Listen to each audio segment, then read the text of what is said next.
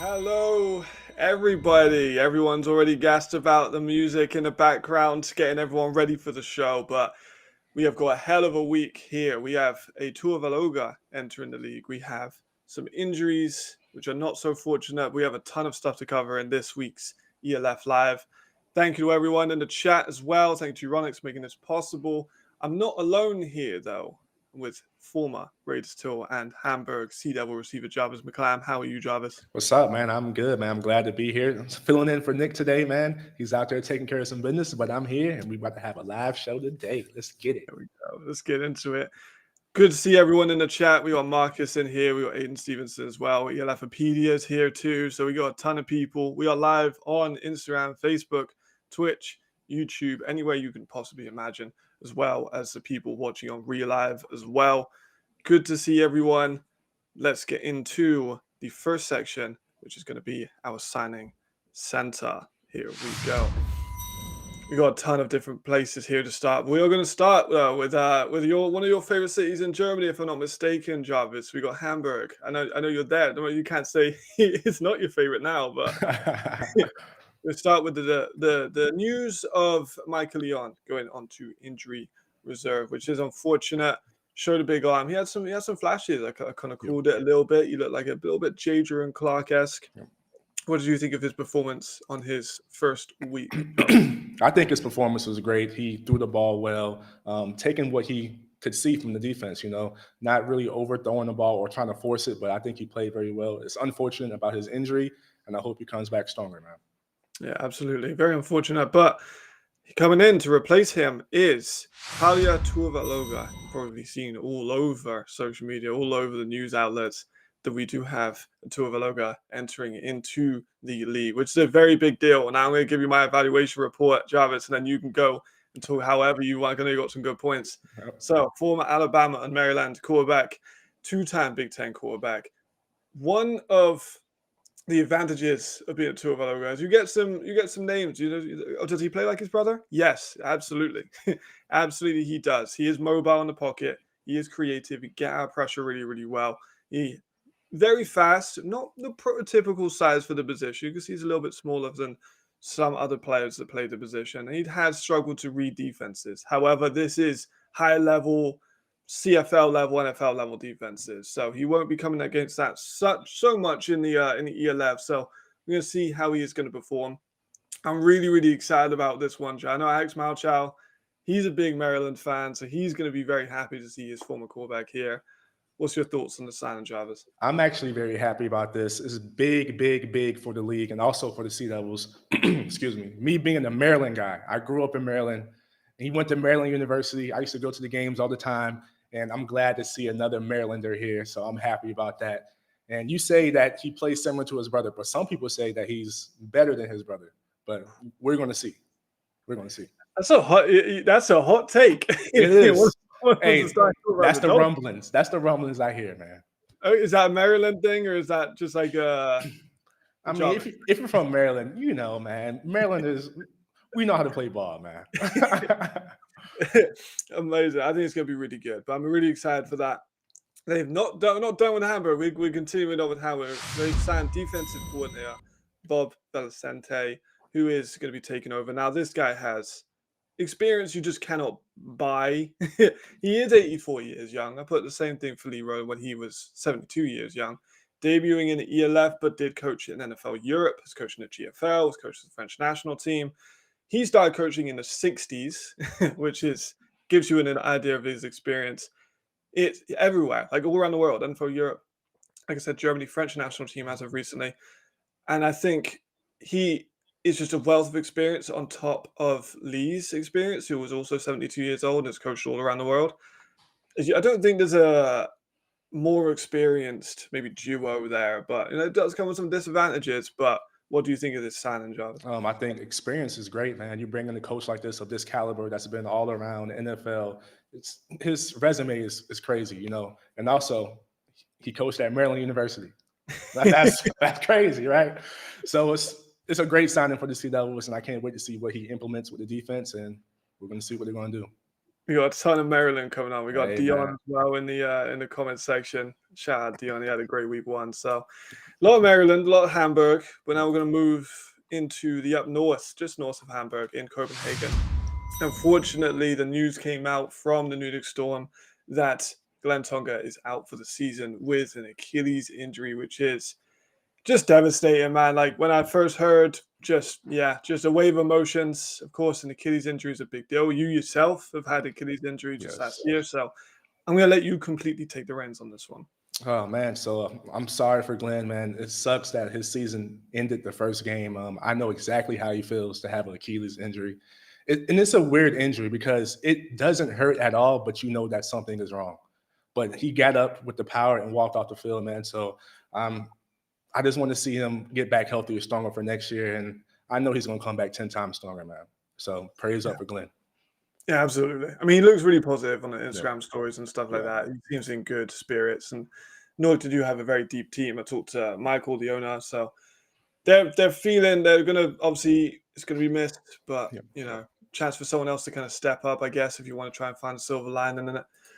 The last signing of Science Center, another very familiar name for Europeans and for American football fans across Europe.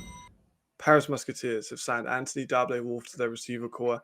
Now, Jarvis, when I was 16, at first getting into American football so long ago, Anthony Dable-Wolf was going into the NFL with the Atlanta Falcons and with the Giants.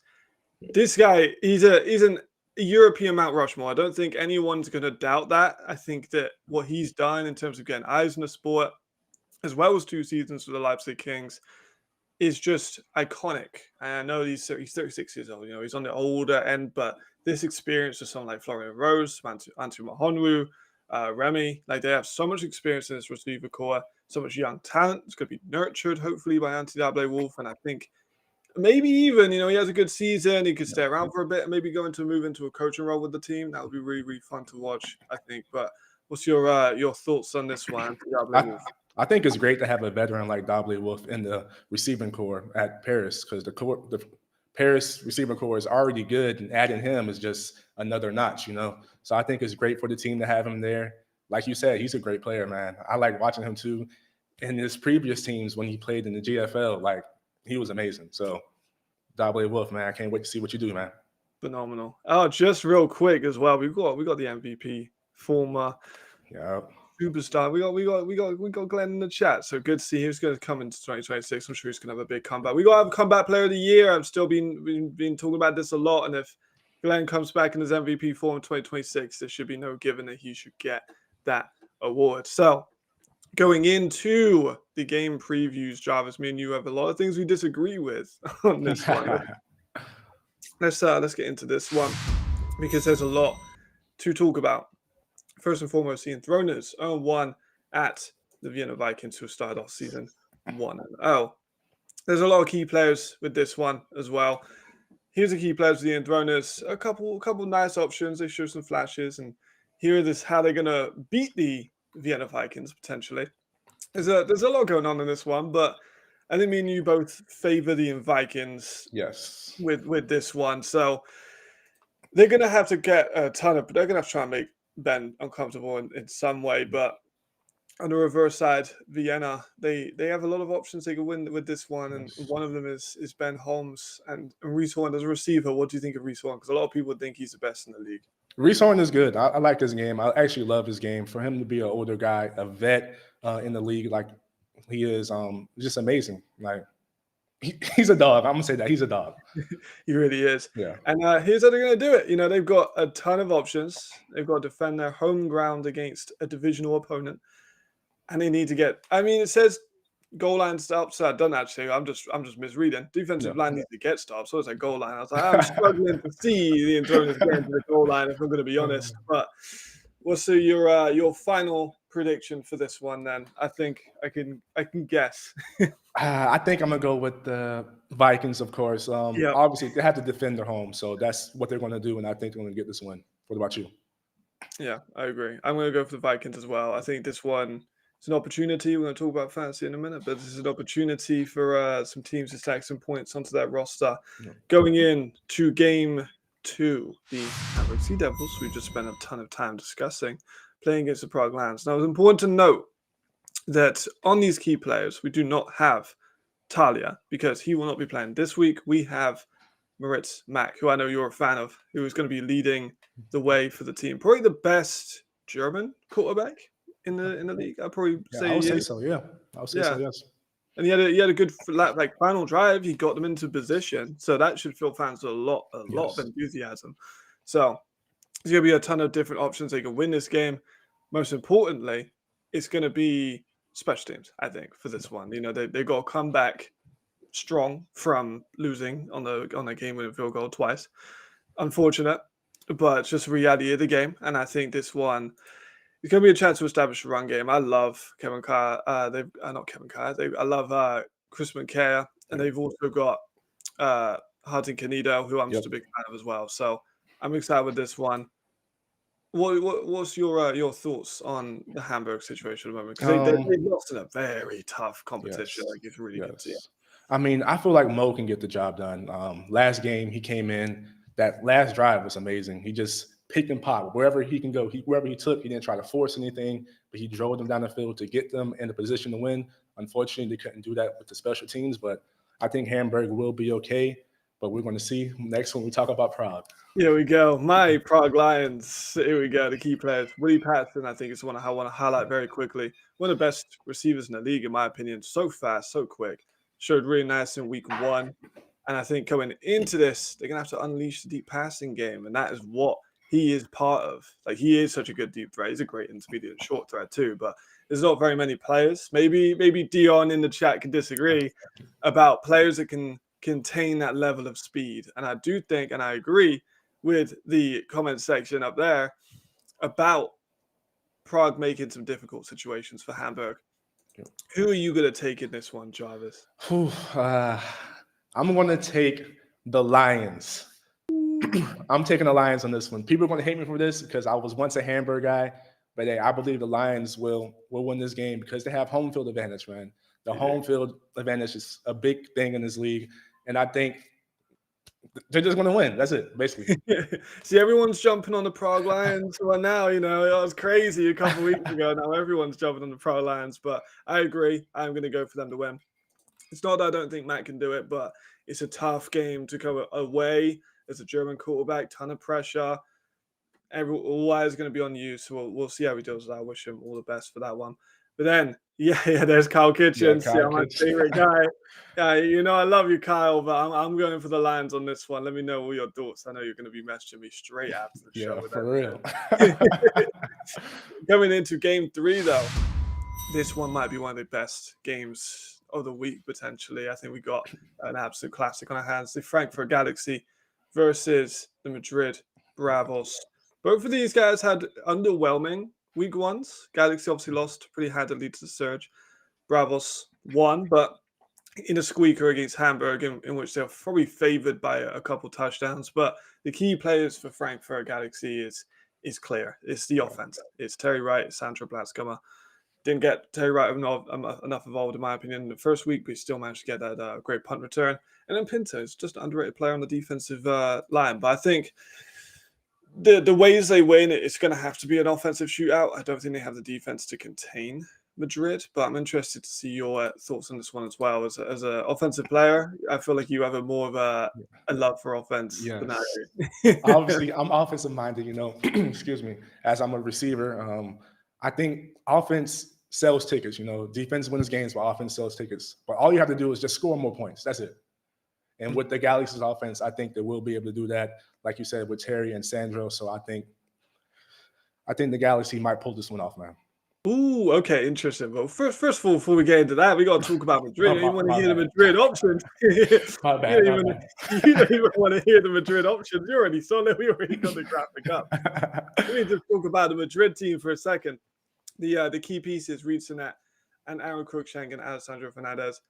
I'm really excited to see if Reed can pick up on just those hints of connection we had with Aaron Cruikshank. Those just a couple overthrown balls, but the potential was so there because Aaron looks so fast. Yeah. He does have, if I'm not mistaken, I'm pretty positive he does, the fastest 3-cone drill of any player in ELF that's done a combine. So you saw that explosiveness, you saw that change of direction in the game, and I think going into how they win it is they could do it in a lot of different ways, and I think he's going to be probably the reason how they get it done. So I think that I hope no chances. I mean, no defense. That's what I'm thinking, Aiden Stevenson. I'm thinking this is just going to be an offensive shootout. That's what I'm excited for. You've already got the Galaxy as your team. I'm going to go against you, and I'm going to pick the Madrid Bravos. Ooh. I think, like you said, like Aiden Stevenson said, I think it's going to be an offensive shootout. I'm going to give you an over-under. What do you reckon for points? I think we're going to get over 70 points. Over 70? No, what? Yeah. I'm feeling the same way. Yeah.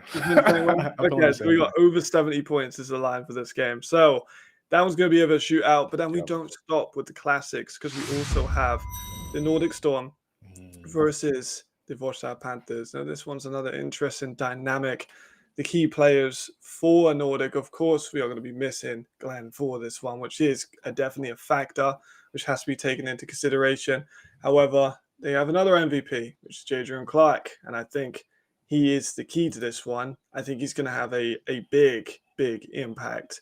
What do you think about the overall look of the Nordic Storm? The Nordic Storm, they look great, man. I like how they came out the first game. They look strong. Obviously, they had to change their offense a little bit with Glenn going out, but it still looked like they didn't miss a beat. So the Storm looks good. Yeah, they got a ton of depth to their position, but how they win is just a combination of that as explosive players on defense. They got Max Parkinson, had a great week last week. Ludwig Meyer and a couple of other players. Disciplined special teams, of course, which against Deborah Burrell is easier said than done. Because I'm just kicking that ball out of bounds. I ain't even trying him. Speaking of Devin Burrell, he's definitely going to have to be one of the key players for the Panthers and winning this, whether it comes to his special team output or his defensive output as well. AJ Wendland as well being a big reason why they've got so far. And of course, rookie in Europe's a bit of a strange one. DJ Irons, a quarterback position. Have you seen anything from him that has impressed you so far? His running ability. He's dual threat, man. He's true dual threat. I like the way he looks. He runs good. He passes the ball well. I just like his game. I mean, that's it. That is right there. Keys to the game is a dual threat capability. He definitely can. I think I used a term, a scouting term that maybe some people disagreed with. He's a great athlete playing quarterback rather than quarterback playing quarterback, which some people really disagreed with. But he is amazing with his legs. He really is. I think that's going to be the key is how they contain that. So I mean, Max Park's running 4.6 too. So I'm thinking a defensive end, he could be the key to that. Overall, who are you going to pick for this one? I think I'm going to go with the Panthers. Ooh, I'm going to go with the Panthers on this one because, like you said, Devin Burrell, like, you got to stop him on special teams. You know, he can make some interceptions on defense, but special teams is a factor. So I'm going with the Panthers on this one. Okay, interesting. Marcus seems like he might be leaning with you. Panthers more established. They've been building that cohesion for a while. Absolutely. Carlos Bruins as well did incredible with his start. I think I'm going to go against you. I'm not going to go against One Way Jay. I'm going to go out. This is going to be a bit of a revenge, not a revenge game, but like taking out the frustrations of the injury unfortunately onto the Panthers. So I think this one's going to be another potential high-scoring one. I think Jay's going to be letting it fly, and I think he's going to be performing well in this. So I'm excited for this one. Guess what? We got another superstar-studded game this week. They really cooked with the schedule. The Surge versus the Musketeers. Both of them 1-0, but some very Musketeers 0-1. That's a little bit wrong on the thing, but both of these guys had very different week ones. The Surge came in. I mean, they got their key players, which was just that. I mean, how do you even know it down to 3 key players? In all honesty, like they have so many. It was tough, man. It's tough. It really is. But Roddy Hennessy, he's an MVP favorite for some that we'll get to later. They got such a good defense, and I think the key to success is going to be in that defensive line. We see there Robert Lackman and Bernard Gruber.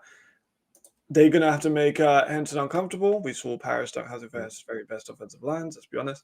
So when it comes to that, 5-6 sacks that Ryan got, they're gonna be competing with Ryan, Surge and Ryan. They got a rivalry going. I think they're going to want to one-up that and take that into 7. What do you think of the early Surge team so far? Just like you said, man, the defensive line is good. They have to control the trenches, I feel like, for them to be successful. Also, limit the big plays. But I think the Surge looks good. They're always going to be the Surge. I like the way they look since playing them, a few seasons ago. Their defense is good. So I think it's going to be a good game both Yeah, ways.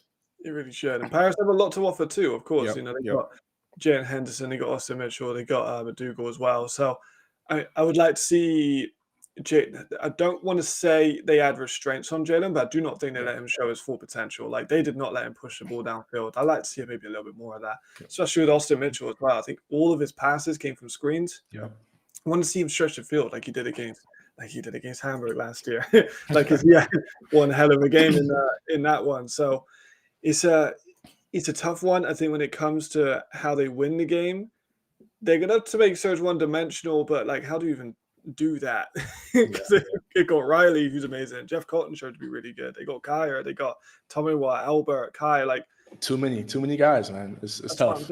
That's what I'm thinking. But the offensive line's why they all really need to get it sorted. But what do you think about the potential of this final score? Final score. Ooh, that's tough, man. I got 30 for Surge, man. And for Paris, maybe 31, 32 or less? Oh, less, man. I'm going less. So obviously I'm taking the Surge with the W. I'm taking the Surge with the W, man. I'm going to agree with you. I think the Surge in that way, oh my goodness, to do that against the Galaxy, I know I'm happy for the Galaxy, but that's what I love. They're a really good team. Yes. And Surge dominated them. The scoreline was not. It was close, but you know they kind of made it a little bit more representative at the end. But it was a big game for them. Another exciting one, an opportunity for guys to get back onto track is the Mercenaries and the Raiders. Both of these started 0-1. Again, different kind of losses. One was a blowout. One was a really close contest. The Mercenaries have again a lot of key players, but it really just boils down to the two on offenses. Can Isaiah Weed have an MVP level game or 5-6 plays?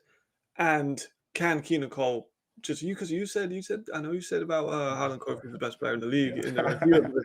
A lot of people were saying about Keelan Cole, the former NFL, seven years in the NFL. So there's a lot of options, and those guys are going to be the ones to get it. However, they cannot just be reliable on Weed because he's a great runner, but they've never had great running backs. You know, I love Silas, but they had him playing quarterback receiver everywhere. So they need to have something in the running game. They can't just be predictable because the Raiders do have a really good pass coverage defense and run coverage defense. But Weed is fun, right? But do you think he's going to be able to lead a win against a pretty solid Raiders team? I mean, it's possible. You never know. Like any given Sunday or Saturday, whenever they're playing, but I think it's possible for Weed to get the job done. Like you said, he can run phenomenally, but it's like those 2 or 3 plays like that can't win you the game, or can you? So it's like you never know. Absolutely. I mean, that defense is going to have to come in clutch. And speaking of the defense for them, they're going to have to stop Tobias Benassi. Maybe take some inspiration from the Munich team because they did damn good job at stopping that run game. Like that was a massive surprise. We know how good the run game for the Raiders is. We know how dominant we were, averaging over 5 yards a carry last year as a run offense. It just wasn't there. Yeah. Why it wasn't there, the Mercenaries are going to have to try and find out. But that's going to be definitely one of the keys to victory is to establish that running game again. Give Colin Miller all the options because he played well, did what he could on these third and 10 situations. But this is your former team, of course. This is where you had most of your career yards in the ELF and where you were. To be fair, one of my favorite players of that year, just with the black visor and the black tape, you looked great. So thank you, man.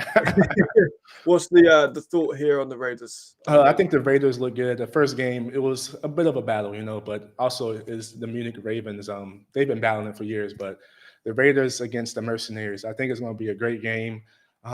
Just like you said, man, they got to get the running game going. You know, Bernardi, he's a monster. He's a dog. But I feel like I'm going to still go with the Raiders on this one. I'm taking the Raiders to get the dub. What about you, man? I'm agreeing with you. I like the Raiders a lot. I thought it was a really close game at Munich. The score was 2 possessions, but that was a nail-biter all the way up to the end. So I don't see how the Mercs are going to be able to overcome the Raiders. The Raiders are just so balanced. Everything about them is just so balanced everywhere. And they do Yeah. have some star pieces, but overall, I'm going to go for them as well. The last game of the week, a game you're excited for, Jarvis. Yes. It's the Berlin Thunder versus the Munich Ravens. I know if Kyle Kitchens is still here, he's going to spam the comment section about how I don't put enough respect on Sullivan's name, and he is one of the key players in this game. Your QB list, does it have Sullivan? I don't really put you on the spot, but Oh yeah, Sullivan, for sure. Yes. yeah. He's a Where's he at? veteran. One, He's a two. veteran. I'm gonna put him at two. Two. Oh, Yes. okay. So you Yes. got it too. Yes. Okay, interesting. And how they win this one is one-dimensional offenses are never going to win you a game. You have to be balanced to run and the pass, which they were against Cologne. But me and you, we talked. You said, how do you not give an MVP vote to a guy who had 7 touchdowns and 90+% accuracy?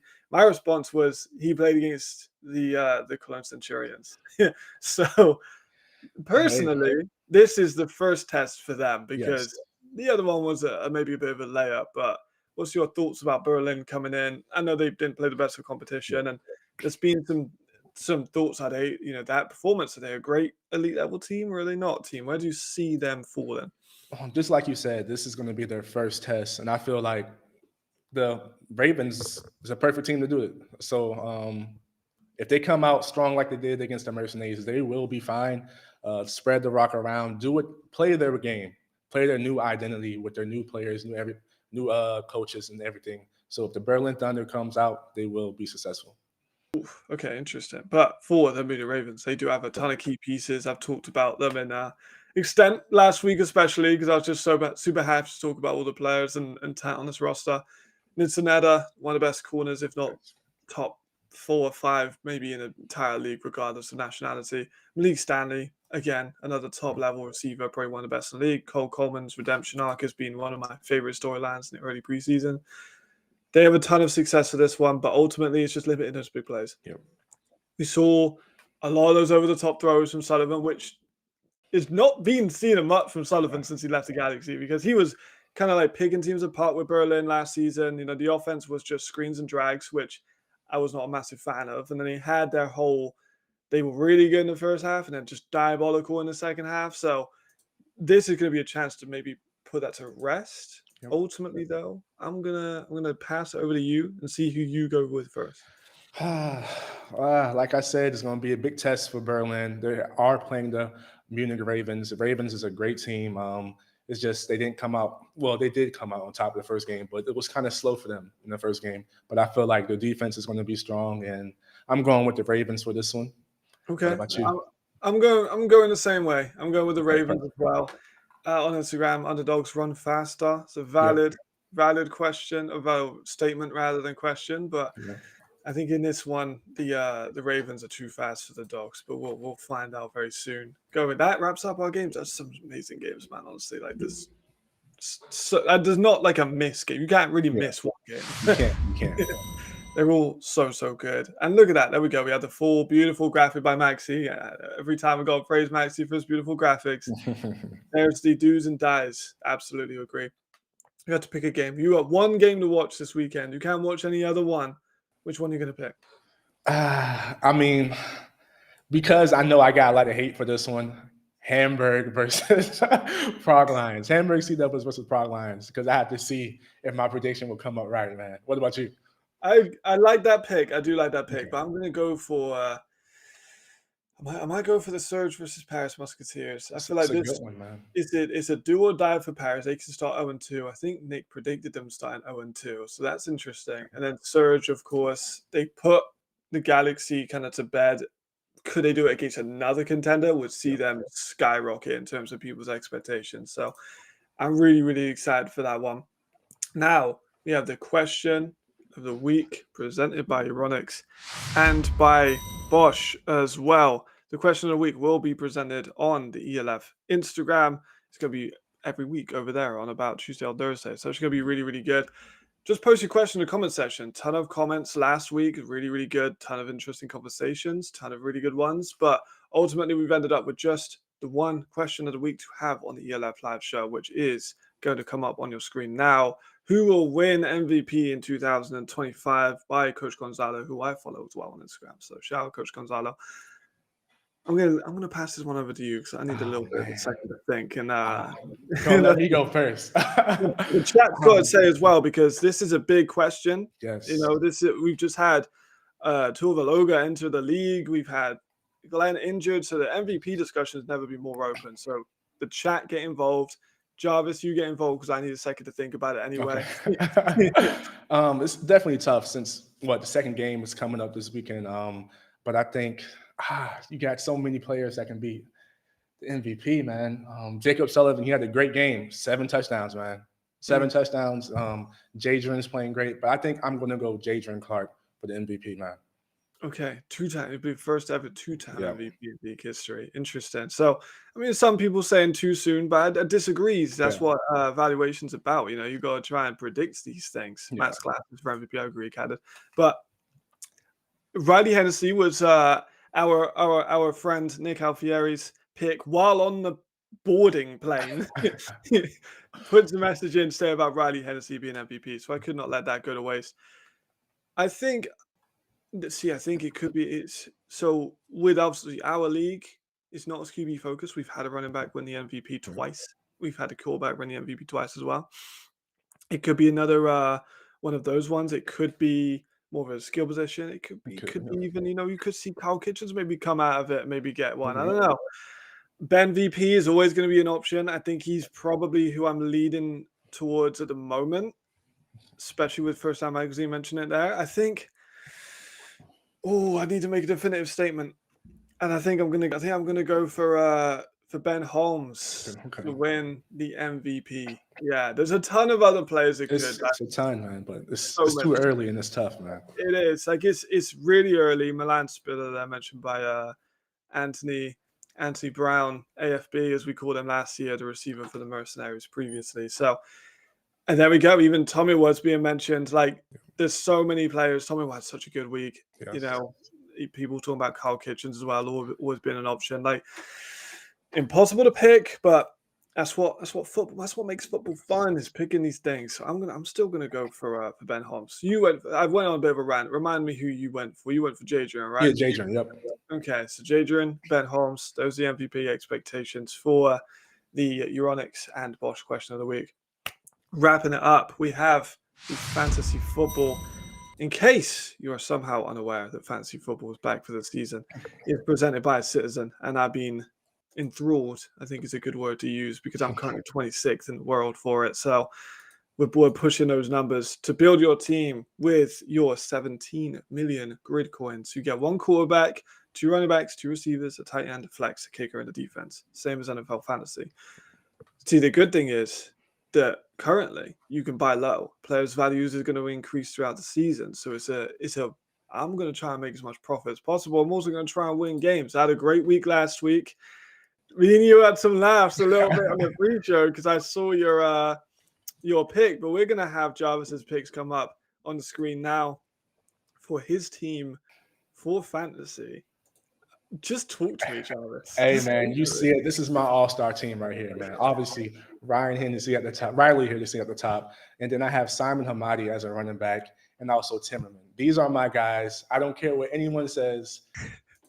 I'm going to always support my guys, man. And also, this is my first time ever playing fantasy, man. So okay. I don't know what I'm doing.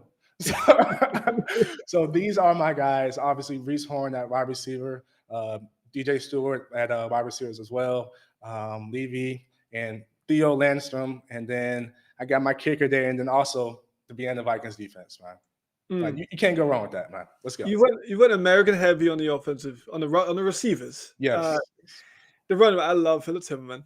Yes. I do. He played well on those third and shorts last week, but he does have a career of, he's about a 4th-string running back. So I'm a little bit confused with this side of there, I must admit. Philip, go crazy and make me look like you can cut this as much as you want, but hey, man, he might go crazy this week. You never know what could happen or what. You never know, man. He might break one for 100 yards. He might be on the goal line. Yeah, that's what I was thinking. That's the way I can see you getting some points out of this, because he was used on 3rd and 1s and 4th and 1s. If they get all the way up to the goal line and just give it to Philip, he could have like, what was it? I think it was Betis in the NFL in like the 80s and 90s. He had like 3 carries for like 3 yards and 3 touchdowns. That could be his numbers. Yeah. So And I see Yannick in the chat. I can't take y'all defense. Y'all not playing this week. See that? So. Yeah, there we go. He's trying to ruin your fantasy already. Y'all have a bye week, man. Come on. He's trying to ruin it. I mean, I've made some changes to mine as well. I've got JJ Clark in. I've switched out Sullivan, which I'm very active. I've got Miranda as well, time for Surge. I've got him coming in. I've got Willie Patterson coming in. So you guys in the comment section to get a first class look at what I'm doing for my fantasy as the 26th rated person in the world. I mean, I'm not first, but I did pronounce some good positions last week. But fantasy football, go ahead and do that on the website as well. It's gonna be excellent, super easy. It takes 2 seconds to make. You guys look all the way through your favorite players, and it gives a different element to watching. I was thinking I've never really played NFL fantasy. Yeah. When I was watching this one, I was thinking, just give Nico the ball, man, just for like 1 or 2 more yards. I just need 1 or 2 more yards. Like, I'm competing with the whole of Europe. Everyone's looking out for me this in fantasy. Everyone's trying to go for me, but of course with fantasy, there's also some amazing prizes. Each game you can win a Citizen watch, which is fantastic. Like, you win a week, you get a Citizen watch, which is amazing. Also a €20 ELF online voucher, which is going to be raffled amongst the active players as well. That's the weekly ones. We've got some end of season prizes as well. By the way, just want to reiterate that weekly is a watch, like every single week during the season, which is phenomenal. End of season rewards, which is after week 13, is a premium Citizen watch. The model is to be announced of that one. And then second place gets a €150 ELF online shop voucher. Third place gets a €90. And then a special prize draw, which I'm really excited about. I was this close to being in this week 1. Wow. Is 2 VIP tickets to the championship game this year in Stuttgart. To enter, you have to just get 160 points in any week. As soon as you do it, you're entered into it. I got 151 last week, Jarvis. So this close. I was this close. But show us your team. Send it to me. I'll try and give some advice. Try and maybe, don't hold me accountable if it doesn't go right. But this one should be a really good week. I'm super excited. Fantasy football's back. The season is well underway. So much going on, Jarvis. It's been a pleasure talking to you today. It's been amazing, man. Yeah. Final thoughts on week 2? Tons of great games this week, man. Make sure y'all go ahead and just watch one of them, man. Watch one of them. Let us know in the comments which one you're going to watch, and we want to see. There we go. Much appreciated. Thanks, everyone. Thank you to Euronics and Bosch and Citizen, all the sponsors for today's show. Thank you very much. I'll see you next time. Goodbye.